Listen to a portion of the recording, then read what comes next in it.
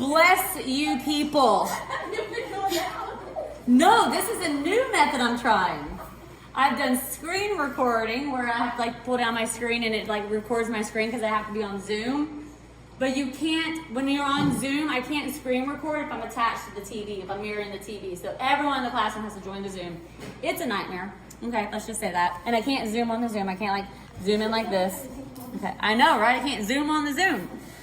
Okay, so if you were, now we're doing 8.3 because I was just talking a whole lot and nothing was recording. We are still doing 8.3 slope.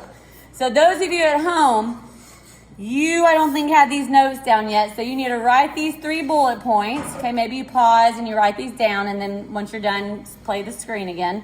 Okay, but we're going to find the slope of a line, so we're still finding the slope of the line using rise over run. Okay, right here, rise over run. Maybe I should highlight that.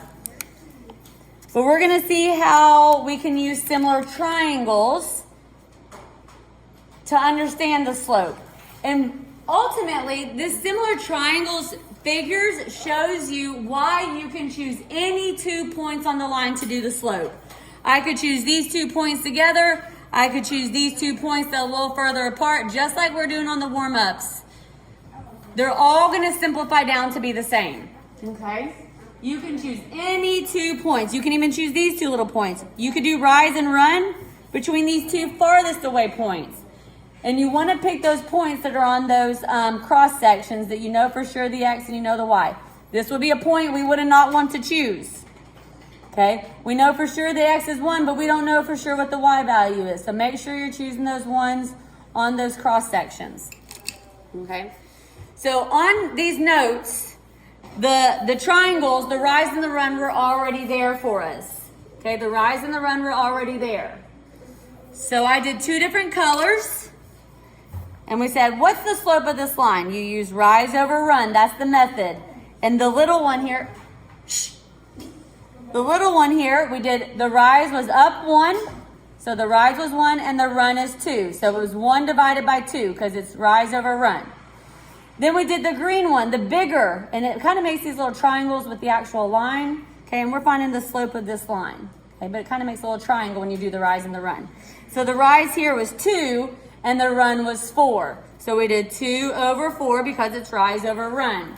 And then we said, these are equal. Okay, the side lengths of the triangles are proportional, meaning there's a relationship between them. So we said 1 times 2 gave us 2, and then we also would have to do 2 times 2 to give us 4. So those mean the same slope, but this is the one we want to choose. Okay, the smallest one, the reduced down one. Okay, the simplified one. So the 1/4, that's the slope of that line. That means if I start down here, I'm going to go up 1 over 2, up 1 over 2, up 1 over 2, up 1 over 2, up 1 over 2. Forever. Do you get it? I want to make sure. That's why I'm repeating it. Okay. Then on number 2 over here, same thing. We're doing rise over run. But now we're given the bigger triangle first.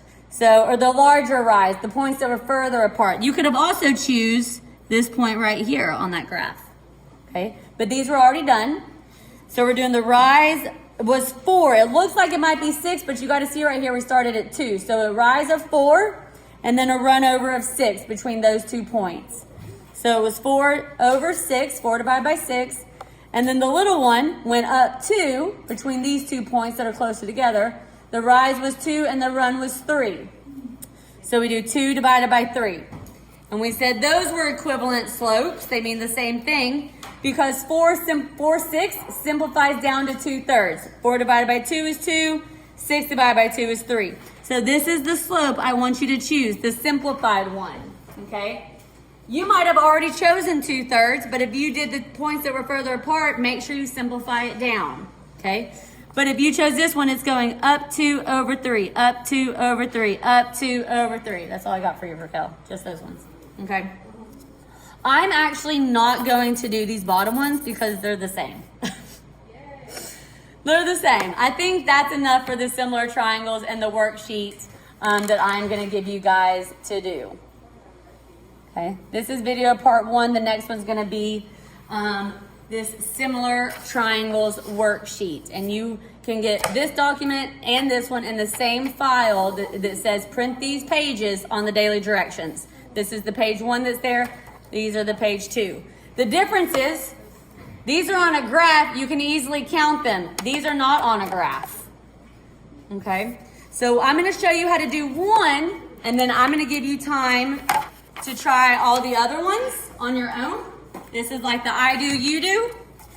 Okay? Oh, you might want this paper. That would be nice, huh?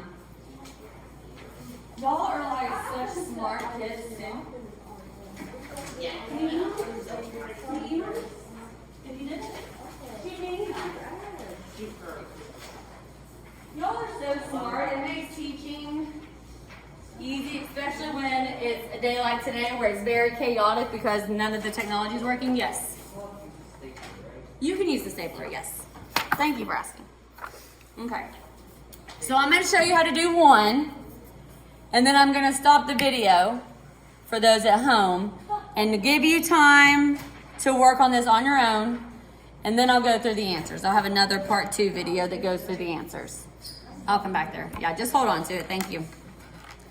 All right, so I'm going to still use 2 separate colors here. Okay. At the top, this is 8.3 because when we're done, you are going to glue this into your notes as well. I told you slope goes on forever. So this is still finding slope, okay, which is, the method is rise over run, but we're going to be looking at it using similar triangles.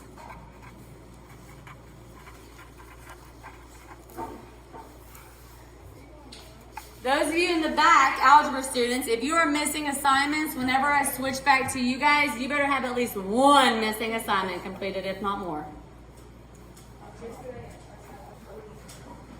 I want to see you using your time wisely. Okay, oh, I can zoom in, that's right. Okay. So we're still doing slope, but we're kind of looking at the comparison of the fact that you can choose any points, any 2 points on the line. Well, I shouldn't say any 2 points on the line. Any 2 points that are at those cross sections. Okay? And see how it doesn't matter. We're all going to simplify down to get the same slope. So it does not matter which 2 points in particular that you choose. So this is how I want you to do the rest of these, okay? You're going to say rise over run. Okay, I want to see that because that's the method. We're going to find the slope, okay? It says find the missing rise in each problem, but we're going to use the slope method, rise over run. Okay? I want you to start with the one that you're given. So this is the rise. So the rise is 14, and what's the run? 12, okay? You don't have to label the rise and the run every single time, but I'm doing that at least for the first one, okay? I want you to label that at least for the first one. So the rise is up, and the run is over, so it's 14 over 12, okay? Now, it should be equivalent to this similar triangle. We don't know the rise. That's what we're looking for, okay? I'm going to leave that blank. I don't know what that is. And then the run is what? 6. So I need to put that on the bottom because it's rise over run.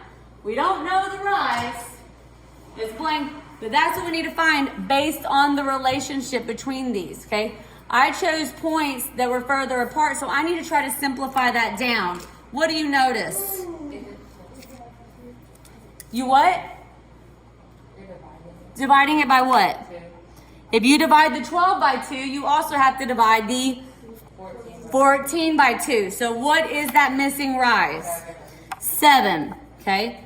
And 7 over 6, that can't be simplified any further, okay?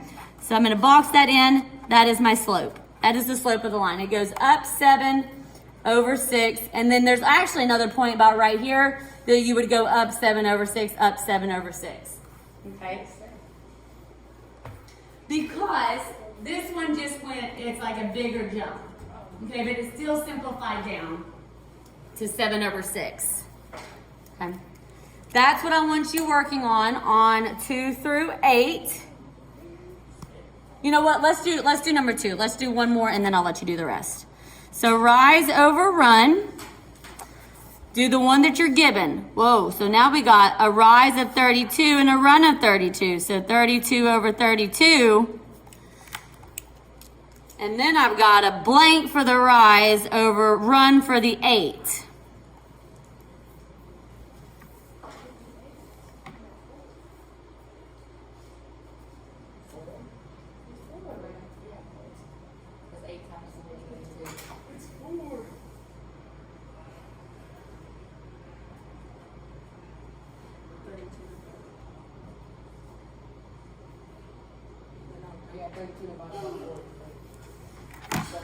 Okay, so what's that relationship? Divide by 4, so I gotta divide by 4. So it's also 8. Well, what is 8 divided by 8? 1. Well, 7 over 6 doesn't divide out to a whole number, so leave it as a fraction. Good question, Raquel. It doesn't divide out any further, and it doesn't divide out to a whole number. I can actually do 8 divided by 8 and get 1. Okay? So you can think of the slope as 1, or you could think of 1 over 1, because 1 divided by 1 is still 1. Okay? If it divides out and you get a whole number, let's say you get 3, you can think of it as 3 over 1. Okay? So, and I want you to leave it as the improper fractions. I don't want any decimals. I don't want any mixed numbers. I want improper fractions so I can see the rise number and I can see the run number. Okay? So this is the slope over here. Okay. Continue on, and then I will pop those answers up in a little bit.